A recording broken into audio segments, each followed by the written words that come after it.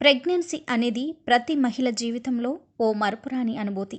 అయితే అప్పటి నుంచే అసలైన సవాళ్లు మొదలవుతాయి. ఈ ఆనంద క్షణాలను ఆస్వాదించాలంటే ఆహార నియమాలను ఖచ్చితంగా పాటించాలి. ఎందుకంటే గర్భం దాల్చిన తర్వాత నుంచి మీరు ఒక్కళ్ళు కాదు, ఇద్దరు అన్న సంగతి గుర్తుంచుకోవాలి. కాబట్టి బిడ్డ ఎదుగుదలకు ఖచ్చితంగా కొన్ని పోషక విలువలున్న ఆహార పదార్థాలను తీసుకోవాలి. తద్వారా బిడ్డ ఆరోగ్యంగా ఎదిగి పుడుతుంది.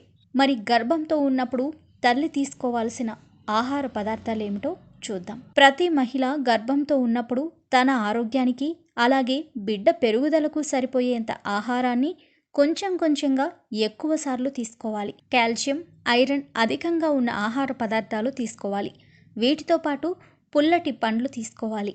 కొబ్బరి నీళ్లు తాగుతూ ఉండడం మంచిది. ఇందులో ఎక్కువ మోతాదులో పొటాషియం, లవణాలు ఉంటాయి. అలాగే మాంసాహారం, గుడ్లు తినాలి. ఎందుకంటే ఇందులో ఎక్కువ క్యాలరీలు ఉంటాయి. నారింజ, అనాస తినడం వలన వెంటనే జలుబు చేయదు. శీతాకాలంలోనో చల్లగా ఉన్నప్పుడో తింటేనే ఈ సమస్య ఉంటుంది. విడి రోజుల్లో హ్యాపీగా తినేయచ్చు.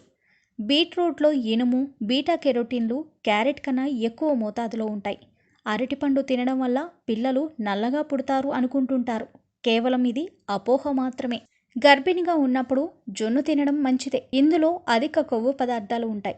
అజీర్తి సమస్యలు రాకుండా ఉండేందుకు మిరియాలను కలుపుకొని తినేయచ్చు. పాలు, మాంసం, గుడ్లు, చేపలు, కొవ్వు పదార్థాలు ఎక్కువగా తీసుకోవడం మంచిది. సరైన విశ్రాంతి తీసుకోవాలి. గర్భిణీలలో రక్తహీనత సమస్య ఉంటే డెలివరీ సమయంలో తల్లికి అధిక రక్తస్రావం జరుగుతుంది. అలాగే బిడ్డ తక్కువ బరువుతో పుట్టే అవకాశం ఉంది. కాబట్టి ఐరన్ ఎక్కువగా ఉండే ఆహార పదార్థాలని తీసుకోవాలి.